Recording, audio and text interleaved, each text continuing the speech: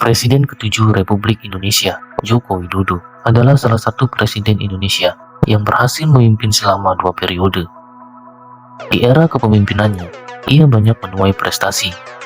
Jokowi pernah dikatakan sebagai salah satu orang paling berpengaruh di dunia karena berhasil membawa Indonesia mengalami pertumbuhan ekonomi yang signifikan.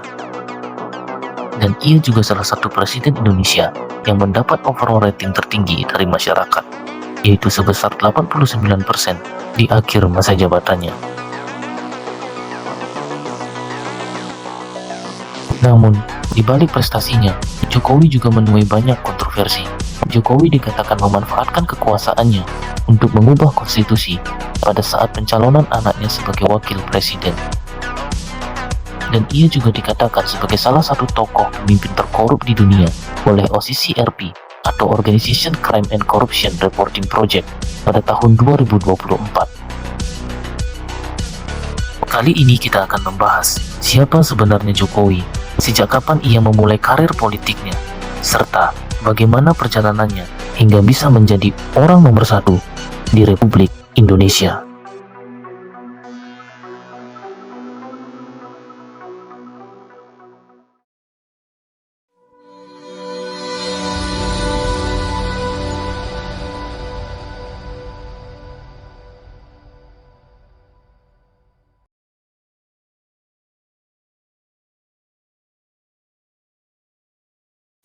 Joko Widodo, yang kita kenal dengan nama Jokowi, lahir dengan nama Mulyono pada 21 Juni 1961 di Surakarta, Jawa Tengah.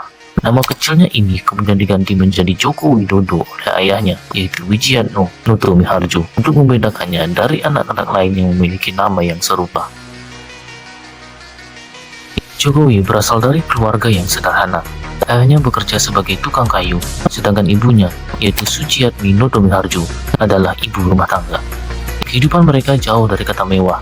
Bahkan, Jokowi dan keluarganya pernah beberapa kali mengalami penggusuran karena tinggal di bantaran sungai. Hidup dalam kondisi sulit sejak kecil membuatnya tumbuh menjadi pribadi yang tangguh dan bekerja keras. Sejak kecil, Jokowi sudah terbiasa bekerja membantu orang tuanya. Ia sering ikut ayahnya ke bengkel kayu dan belajar tentang berbagai jenis kayu serta teknik pertukangan.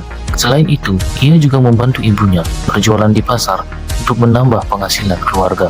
Namun, di balik kehidupannya yang penuh tantangan, Jokowi kecil adalah anak yang cerdas dan tekun. Ia menempuh pendidikan dasar di SD Negeri 111 Tirtoyuso di Solo, yang dikenal sebagai sekolah untuk anak-anak dari keluarga yang kurang mampu. Dari kecil, ia sudah menunjukkan sifat yang disiplin dan mandiri. Bahkan, sering bekerja sebagai pengojek payung dan kuli panggul di pasar demi mendapatkan uang tambahan. Meski berasal dari keluarga sederhana, pendidikan selalu menjadi prioritas bagi Jokowi. Setelah lulus SD, ia melanjutkan pendidikan ke SMP Negeri 1 Surakarta, kemudian ke SMA Negeri 6 Surakarta. Sejak remaja, ia dikenal sebagai siswa yang rajin dan tekun, meskipun harus berjuang dengan keterbatasan ekonomi. Cita-citanya sejak kecil adalah menjadi insinyur. Dengan kerja keras dan dukungan dari kedua orang tuanya, ia berhasil masuk di Universitas Gadjah Mada UGM, salah satu universitas terbaik di Indonesia. Di sana, ia mengambil jurusan kehutanan karena ia tertarik pada ilmu tentang kayu dan pengelolaan sumber daya alam. Selama kuliah, ia semakin memahami pentingnya keberlanjutan dalam industri kayu dan kehutanan. Ilmu inilah yang nantinya menjadi bekal saat ia terjun ke dunia bisnis furnitur. Pada tahun 1985, Jokowi berhasil lulus sebagai sarjana kehutanan dan siap menghadapi tantangan di dunia kerja. Di tahun yang sama, ketika lulus kuliah, Jokowi juga memasuki babak baru dalam kehidupannya. Pada tahun 1986, ia menikahi Iriana, seorang perempuan asal Solo yang dikenalnya sejak lama. Pernikahan mereka sederhana, sesuai dengan gaya hidup mereka yang apa adanya. Dari pernikahan ini, mereka dikaruniai 3 orang anak, yaitu Gibran Raka Buming Raka yang lahir pada 1987, lalu Kahiyang Ayu yang lahir pada 1991, dan Kaisang Pangarep yang lahir pada 1994. Sebagai seorang suami dan ayah, Jokowi tetap mempertahankan kesederhanaannya. Ia dan Iriana membangun keluarga kecil mereka dengan penuh kasih sayang. Di tengah perjuangan, Jokowi yang masih merintis usahanya di dunia bisnis furnitur.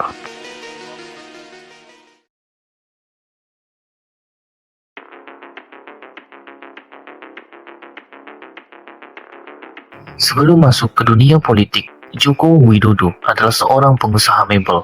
Setelah lulus dari Fakultas Kehutanan Universitas Gadjah Mada pada tahun 1985, ia mulai bekerja di sebuah perusahaan perkayuan. Ilmu yang ia pelajari di bangku kuliah, terutama tentang kayu dan pengelolaannya, sangat membantunya dalam memahami industri ini. Namun, pekerjaan tersebut tidak bertahan lama. Pada akhir 1990-an, Jokowi memutuskan untuk membuka usaha sendiri. Dengan modal pinjaman dari sang ibu dan pengalaman yang ia miliki, ia mendirikan usaha mebel kecil yang diberi nama CV Rakabu. Terinspirasi dari nama anak pertamanya, yaitu Gibran Raka Buming Raka. Namun perjalanan bisnisnya tidaklah mudah. Di awal usaha, ia sempat mengalami penipuan hingga hampir bangkrut. Meski begitu, ia tidak menyerah dan terus berusaha mengembangkan bisnisnya.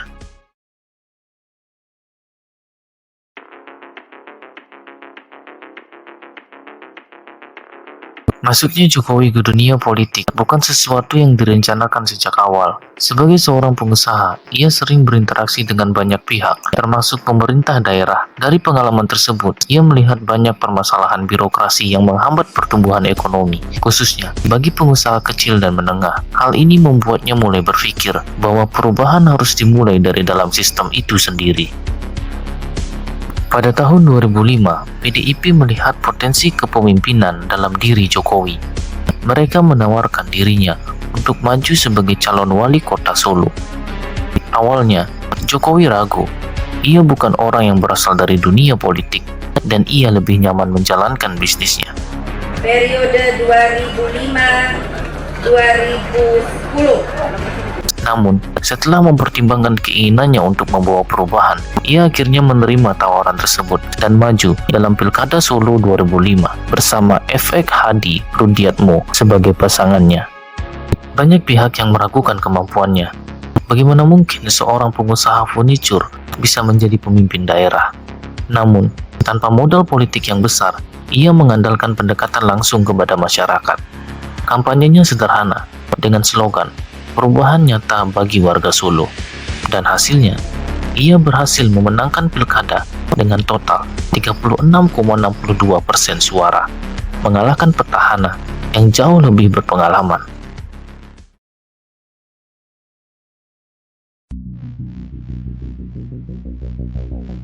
Setelah dilantik sebagai wali kota Solo pada 28 Juli 2005, Jokowi langsung menunjukkan kepemimpinan yang berbeda dari pendahulunya.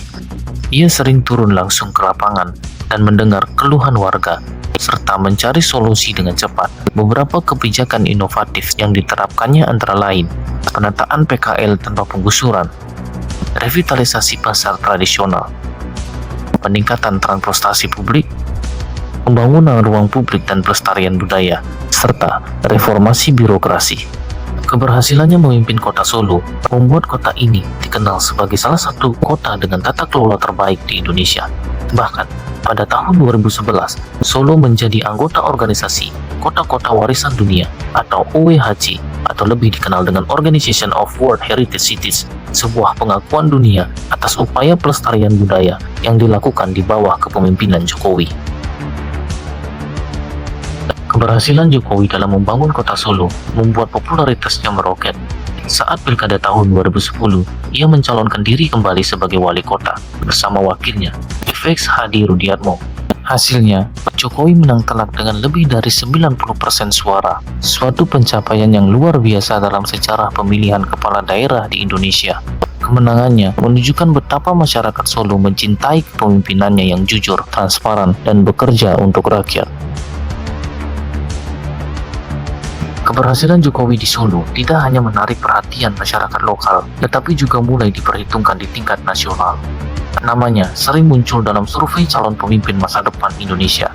Gaya kepemimpinan tanpa jarak dengan rakyat, kebijakan-kebijakan progresif, serta rekam jejak yang bersih membuat banyak pihak tertarik untuk mengusungnya ke tingkat yang lebih tinggi.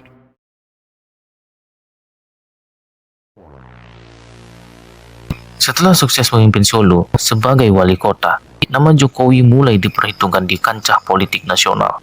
Pada tahun 2012, ia dicalonkan sebagai Gubernur DKI Jakarta oleh PDIP dan Partai Gerindra, berpasangan dengan Basuki Cahayapurnama atau Ahok sebagai Wakil Gubernur. Keputusan ini sempat mengejutkan banyak pihak karena Jakarta dikenal sebagai wilayah politik yang kompleks dan penuh tantangan. Namun, Jokowi dengan pendekatan khasnya, yakni belusukan, turun langsung ke masyarakat, mampu menarik perhatian warga Jakarta. Dengan kampanye yang mengusung slogan Jakarta Baru, Jokowi Ahok berjanji akan membawa perubahan bagi ibu kota, mulai dari penanganan banjir, kemacetan, hingga perbaikan layanan publik. Dalam Pilkada 2012, mereka menghadapi petahana Fauzi Bowo yang didukung oleh mayoritas partai besar. Namun, lewat pendekatan merakyat dan solusi yang konkret yang ditawarkan, Jokowi Ahok hasil memenangkan pemilihan dengan 53,82% suara di putaran kedua. Sama berjuang mewujudkan perubahan untuk Jakarta Baru. Setelah resmi dilantik sebagai Gubernur DKI Jakarta pada 15 Oktober 2012, Jokowi langsung bergerak cepat. Beberapa kebijakan utama yang diusung selama menjabat sebagai Gubernur DKI Jakarta antara lain Kartu Jakarta Sehat atau KJS dan Kartu Jakarta Pintar atau KJP, normalisasi kali dan waduk, revitalisasi transportasi publik, penataan PKL dan pasar tradisional, serta reformasi birokrasi. Program-program ini membuat citra Jokowi semakin positif di mata masyarakat. Namun, perjalanannya sebagai gubernur tidak lepas dari tantangan. Ia menghadapi birokrasi yang lambat, tekanan dari kelompok-kelompok politik, serta kritik dari berbagai pihak yang menilai bahwa beberapa kebijakan terlalu ambisius. Namun, Jokowi tetap pada prinsipnya, yaitu bekerja untuk rakyat. Kepemimpinan Jokowi di Jakarta tidak hanya menarik perhatian masyarakat, tetapi juga menjadi sorotan politik nasional. Popularitasnya yang terus meningkat membuat PDIP akhirnya mencalonkannya sebagai calon presiden dalam pemilu 2014. Keputusan ini diumumkan langsung oleh Ketua Umum PDIP, Megawati Soekarno Putri, pada 14 Maret 2014. Pencalonannya sebagai presiden mengundang berbagai reaksi. Di satu sisi, banyak masyarakat yang mendukungnya karena melihat rekam jejaknya yang positif di Solo dan Jakarta. Namun, di sisi lain, ada juga yang mengkritiknya karena dianggap belum menyelesaikan masa jabatannya sebagai Gubernur Jakarta. Meski begitu, Jokowi tetap melangkah maju, meninggalkan kursi Gubernur DKI yang kemudian diisi oleh Ahok sebagai Gubernur definitif.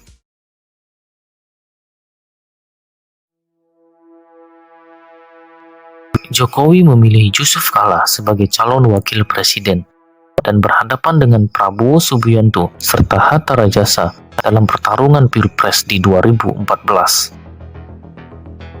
Dengan kampanye bertajuk Jokowi Efek dengan slogan Kerja, Kerja, Kerja, ia membawa harapan baru bagi rakyat Indonesia. Gaya kepemimpinannya yang merakyat, sering belusukan, serta rekam jejaknya sebagai wali kota Solo dan Gubernur DKI Jakarta membuat banyak rakyat percaya bahwa ia adalah sosok pemimpin yang mampu membawa perubahan. Setelah pertarungan sengit, Jokowi akhirnya memenangkan Pilpres dengan total perolehan suara 53,15%, mengalahkan Prabowo yang mendapatkan hanya 46,85% suara. Sebagai Presiden ke-7 Republik Indonesia, Jokowi langsung fokus pada pembangunan infrastruktur dan reformasi ekonomi. Ia percaya bahwa infrastruktur yang kuat akan menjadi fondasi utama bagi pertumbuhan ekonomi jangka panjang.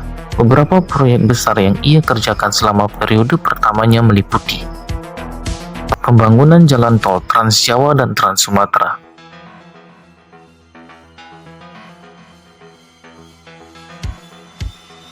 MRT Jakarta dan LRT Palembang,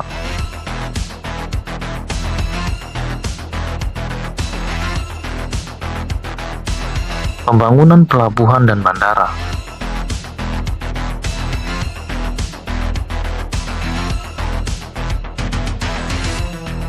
reformasi birokrasi, serta program Kartu Indonesia Pintar dan Kartu Indonesia Sehat. Namun, perjalanan Jokowi di periode pertama tidak selalu mulus.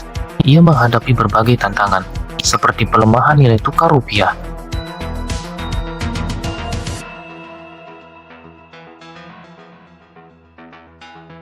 kritik terhadap proyek infrastruktur yang dianggap terlalu ambisius, serta gejolak politik dengan oposisi. Meski begitu, ia tetap bertahan dengan visi pembangunan jangka panjangnya.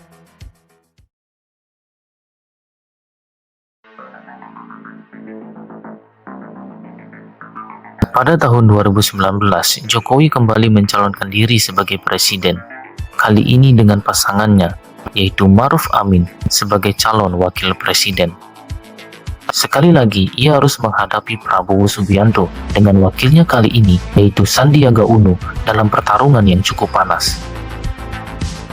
Kampanye Pilpres 2019 diwarnai berbagai isu politik, termasuk hoax dan ujaran kebencian di media sosial.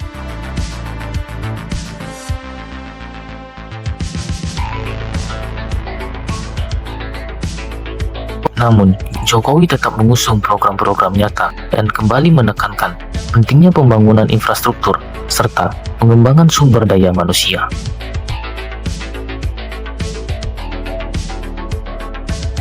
Dan hasilnya, Jokowi kembali memenangkan Pilpres dengan total suara 55,5% suara, mengalahkan Prabowo yang memperoleh 44,5% suara. Kemenangannya menandai kepercayaan rakyat terhadap kepemimpinannya untuk melanjutkan visi Indonesia Maju. Di periode kedua, Jokowi menghadapi tantangan yang jauh lebih besar, yaitu pandemi COVID-19. Pada awal 2020, dunia diguncang oleh wabah virus corona yang juga melanda Indonesia. Pemerintah harus bergerak cepat untuk menangani krisis kesehatan dan ekonomi. Berbagai kebijakan pun diambil, seperti pemberlakuan PSBB dan PPKM, di mana membatasi mobilitas masyarakat untuk mengendalikan penyebaran virus. Lalu, program vaksinasi nasional, di mana menargetkan lebih dari 270 juta penduduk untuk mendapatkan vaksin COVID-19. Dan bantuan sosial serta subsidi, di mana memberikan bantuan langsung tunai, subsidi listrik, dan dukungan UMKM agar masyarakat tetap bertahan di tengah krisis.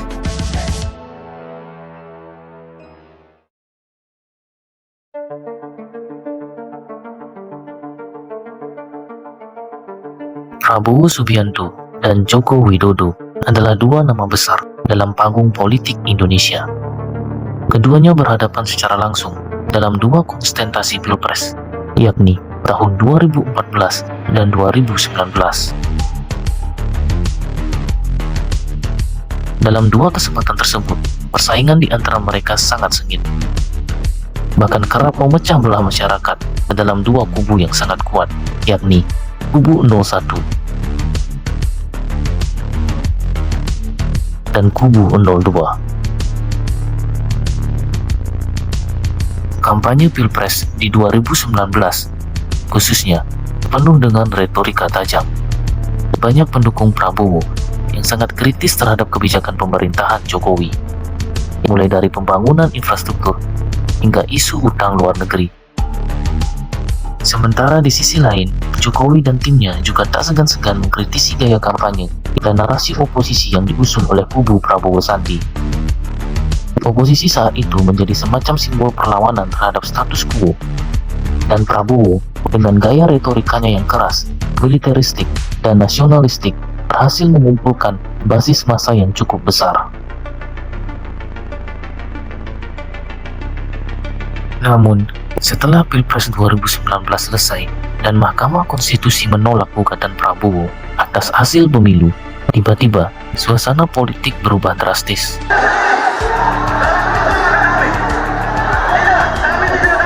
Dalam kurun waktu yang terbilang singkat, Jokowi dan Prabowo mulai menunjukkan sinyal-sinyal kedekatan.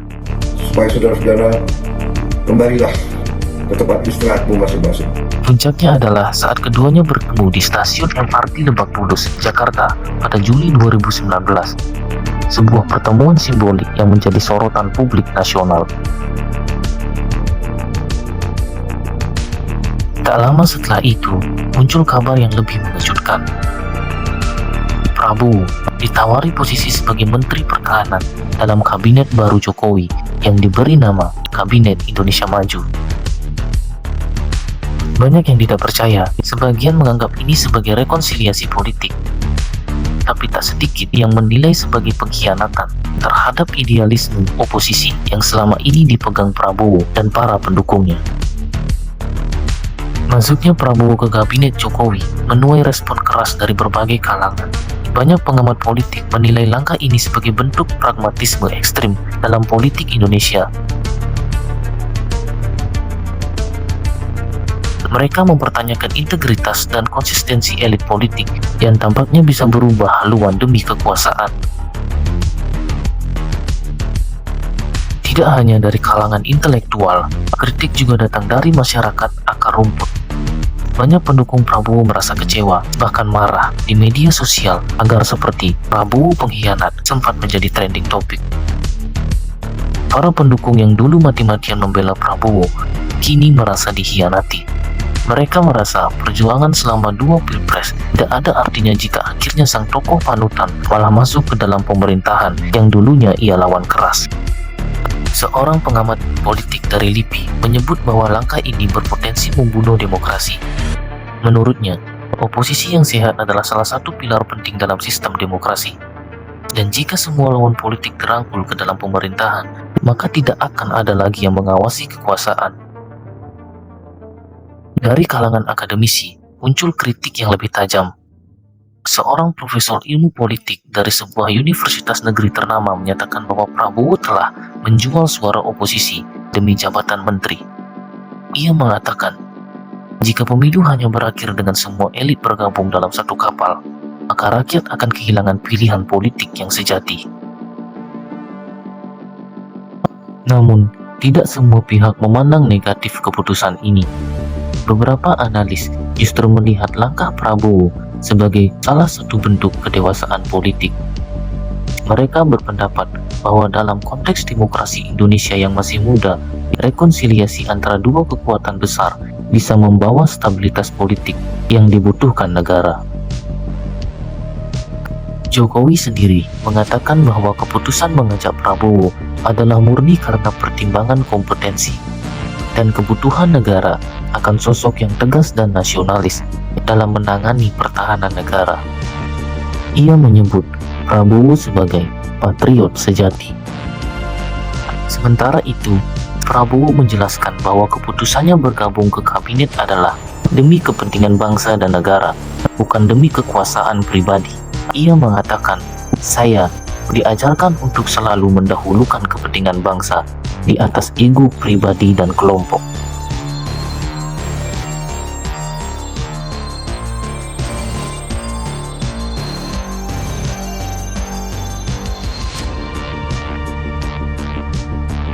Setelah resmi dilantik sebagai Menteri Pertahanan, Prabowo Subianto mulai menjalankan tugasnya. Fokus utamanya adalah modernisasi alat utama sistem persenjataan atau alutsista, peningkatan anggaran pertahanan, serta memperkuat diplomasi militer Indonesia di kawasan Asia Tenggara. Walaupun tetap ada kritik terhadap transparansi dan efisiensi penggunaan anggaran, banyak juga yang mengakui bahwa Prabowo cukup aktif di panggung internasional. Ia kerap bertemu dengan pejabat tinggi negara lain, menjalin kerjasama militer, dan menyuarakan pentingnya pertahanan yang kuat di tengah ketegangan geopolitik global. Namun, sebagai pengamat, tetap menyoroti gaya komunikasi Prabowo yang kadang dianggap terlalu personal dan emosional dalam forum-forum formal. Isu pembelian alutsista dari luar negeri pun beberapa kali menimbulkan kontroversi. Masuknya Prabowo ke kabinet juga membawa dampak politik jangka panjang. Partai Gerindra yang semula menjadi oposisi utama, kini berubah menjadi partai koalisi pemerintah. Hal ini mengubah peta politik nasional secara signifikan. Beberapa pengamat menyebut bahwa langkah ini membuka jalan bagi Prabowo untuk tetap relevan dalam konsentrasi politik nasional, termasuk dalam persiapan Pilpres 2024. Dan benar saja, pada akhirnya Gerindra kembali mencalonkan Prabowo sebagai capres untuk pemilu berikutnya. Kali ini dengan dukungan dari banyak partai besar. Dengan begitu, apa yang dulu dianggap sebagai akhir dari karir politik Prabowo justru berubah menjadi titik balik. Tetapi tetap saja, pertanyaan besar masih menggantung di benak publik. Apakah semua ini demi bangsa, atau sekedar strategi kekuasaan? Rocky Gerung, sebagai seorang filsuf dan intelektual publik yang vokal, punya pandangan yang cukup tajam dan kritis terhadap langkah Prabowo bergabung ke dalam kabinet Jokowi. Dalam beberapa kesempatan, terutama saat diwawancara media atau dalam forum diskusi publik, Rocky memberikan kritik keras terhadap keputusan tersebut. Rocky menyebut bergabungnya Prabowo ke kabinet sebagai salah satu bentuk pengkhianatan terhadap demokrasi, terutama karena Prabowo selama 2 periode pemilu membangun narasi perlawanan terhadap pemerintahan Jokowi. Bagi Rocky, oposisi adalah elemen penting dalam demokrasi. Ketika oposisi justru merapat ke kekuasaan, itu menghilangkan kontrol dan keseimbangan kekuasaan. Prabowo adalah simbol oposisi. Ketika simbol itu bergabung dengan rezim yang dulu dia kritik habis-habisan, maka itu bukan rekonsiliasi. Itu akomodasi kekuasaan, ujar Rocky dalam salah satu wawancaranya.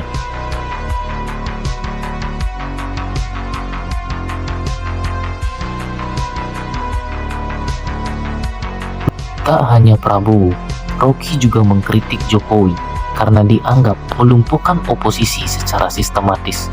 Menurutnya, Jokowi menggunakan pendekatan rekonsiliasi semu yang tujuannya bukan untuk merangkul, tapi melemahkan lawan. Rekonsiliasi yang Jokowi lakukan bukan untuk meredahkan konflik, tapi untuk hisap lawan ke dalam sistemnya. Itu bukan demokrasi, itu kooptasi.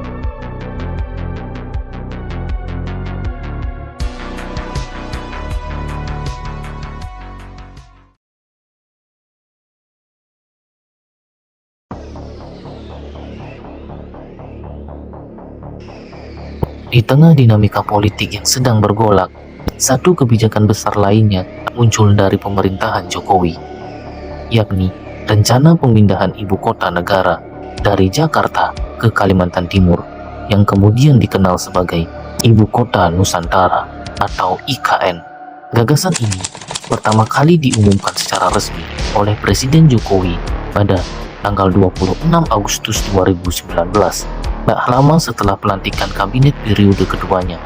Pemerintah menyebut alasan utamanya adalah beban Jakarta yang terlalu berat, baik sebagai pusat pemerintahan, pusat ekonomi, hingga masalah lingkungan seperti banjir, kemacetan, dan penurunan muka tanah.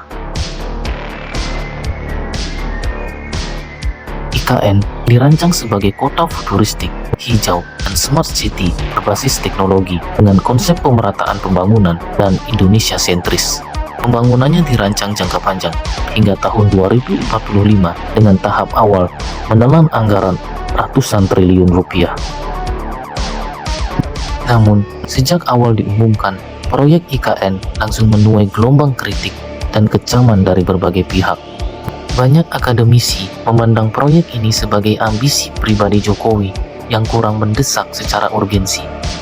Mereka mempertanyakan mengapa pemerintah memaksakan mega proyek jangka panjang di tengah banyak masalah mendesak yang belum terselesaikan, seperti kesehatan, pendidikan, ketimpangan ekonomi, dan penegakan hukum. Sejumlah ekonom memperingatkan bahwa proyek IKN bisa membebani APBN, meskipun pemerintah mengklaim mayoritas pembiayaan berasal dari investasi swasta. Seorang akademisi dari UGM mengatakan, ini bukan sekedar soal pembangunan, tapi soal keadilan prioritas. Di saat rakyat masih berjuang pulih dari pandemi dan kemiskinan struktural, mengapa kita bicara soal memindahkan ibu kota?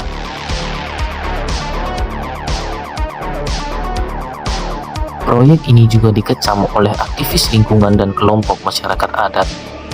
Hutan Kalimantan yang menjadi lokasi pembangunan IKN dinilai akan semakin tergerus akibat pembukaan lahan, infrastruktur, dan eksploitasi sumber daya. Masyarakat adat yang tinggal di sekitar wilayah pembangunan pun mulai bersuara.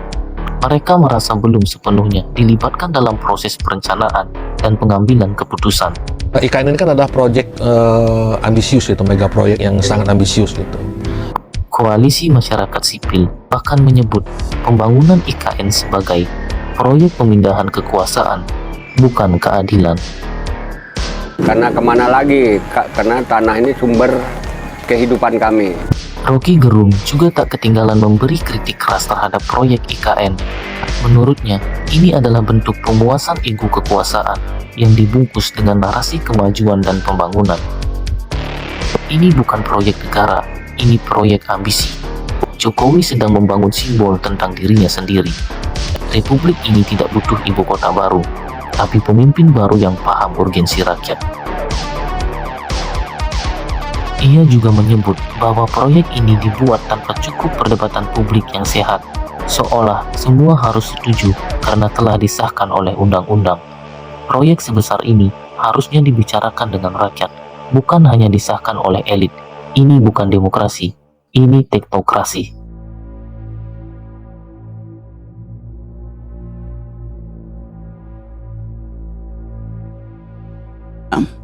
Ambisi yang kemudian berantakan adalah Babilonia Tower.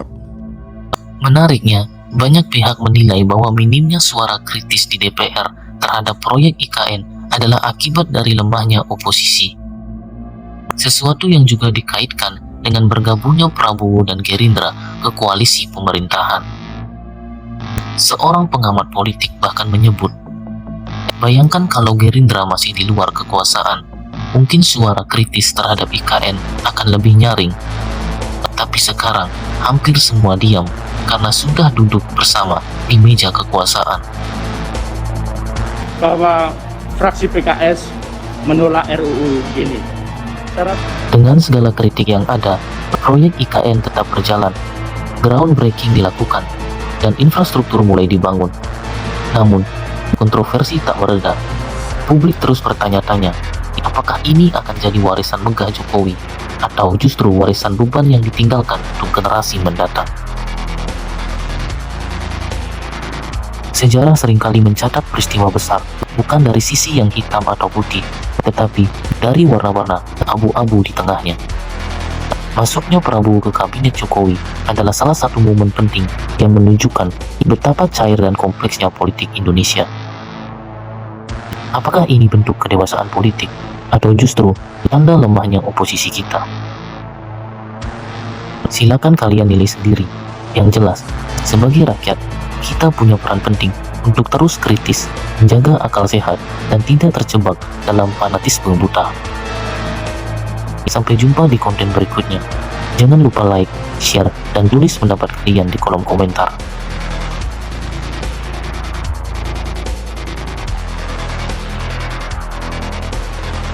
Untuk memindahkan ibu kota negara kita ke Pulau Kalimantan. Menolak pembangunan IKN di Kalimantan dan pemindahan IKN di Kalimantan.